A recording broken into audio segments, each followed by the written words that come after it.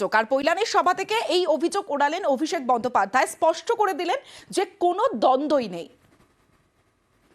অনেকে বলছে নতুন আর পুরনো তৃণমূলের মধ্যে দ্বন্দ্ব। আমি আপনাদের বলছি তৃণমূল মমতা বন্দ্যোপাধ্যায়ের নেতৃত্ব ঐক্যবদ্ধ। হ্যাঁ, আমি বলেছি যে বয়স হলে কর্মক্ষমতা কমে। আমি 2 মাস 2.5 মাস রাস্তায় ছিলাম, নবজোয়ার করেছি। আমার বয়স ছিল 36। আমি পারবো রাস্তায় থাকতে 2.5 মাস? আমার 70 বছর বয়সে পারবো না। এটা সত্যি কথা, এটা আপনাকে মানতে হবে। আরে এটা তো ধ্রুব সত্য, এটা অস্বীকার করার কি আছে? তার মানে এই না যে অভিষেক বন্দ্যোপাধ্যায় বলেছে আমি আর দলের কোনো কাজ করব না। মমতা বন্দ্যোপাধ্যায় নিজে দল চালাচ্ছে, তার কর্মী সহকর্মী পুরনো সাথীরা তার পাশে রয়েছে, নতুন যারা এসছে তারাও পাশে রয়েছে।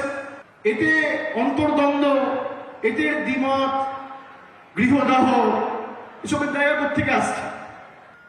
এই কথাটায় এত বাজার গরম করার মতো কি আছে? 24-এ মমতা বন্দ্যোপাধ্যায়ের নেতৃত্বেই ভোটের কাজ। প্রার্থী হলে ডায়মন্ড হারবার অগ্রাধিকার, দলের নির্দেশ মেনে চলার বার্তা পৈলানির সভা থেকে বললেন অভিষেক বন্দ্যোপাধ্যায়। আমাকে দল 2021 সালে নির্বাচনের সামনে থেকে নেতৃত্ব দিতে বলেছিল, আমি দিয়েছি। 2024-এও যদি দল কোনো দায়িত্ব দেয়, আমি অক্ষরে অক্ষরে সে দায়িত্ব পালন করার চেষ্টা করব। আমার যতটুকু সামর্থ্য রয়েছে, আমার যতটুকু এখতিয়ার রয়েছে, আমার যতটুকু ক্ষমতা রয়েছে, সাংগঠনিক শক্তি রয়েছে, আমি সব দিয়ে মমতা বন্দ্যোপাধ্যায়ের পাশে দাঁড়াবো। এতে দ্বিমত কোথায়? হ্যাঁ, 2024 সালে আমার বাড়তি দায়িত্ব তো রয়েছে। আমি তো নিজে প্রার্থী হলে আমাকে আমার লোকসভায় সময় দিতে হবে। ডায়মন্ড হারবারের নাগরিকরা যদি না চাইতো আর আমি যদি না জিততাম, আমার কি পরিচিতি? আমার কোনো মূল্য নেই, যত বড়ই নেতা হোক।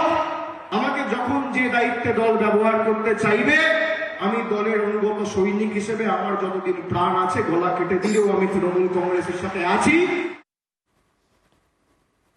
এবার সরাসরি নেতার দিকে নজর রাখবো। শুভেন্দু অধিকারীর মোমবাতি মিছিল ইতিমধ্যে